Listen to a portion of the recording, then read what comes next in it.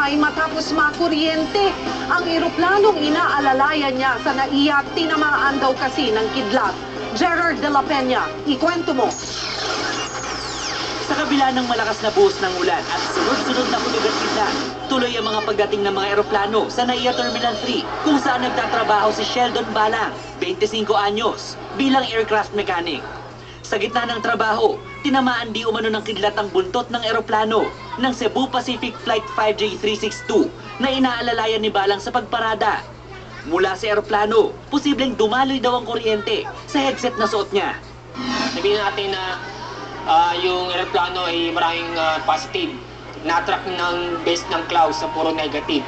So nagkaroon ng linya, isang linyang positive mula sa eroplano, isang linyang negative mula sa base ng clouds at nag-connect at doon naman ang kuryente. Dahil dito, nawalan siya ng malay, nagkasugat sa ulo at second degree burn sa kanang tenga at paa.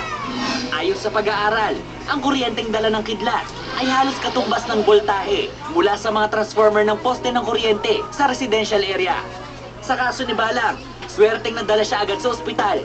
Ang report ngayon nasa good condition na siya at na-revive naman siya. Siguro nawalan siya ng consciousness nung tinamaan siya ng kidlat. Nangako naman ang Cebu Pacific ng tulong kay Balang. Paalala naman ng mga eksperto, ngayong panahon ng thunderstorms, pinakamainam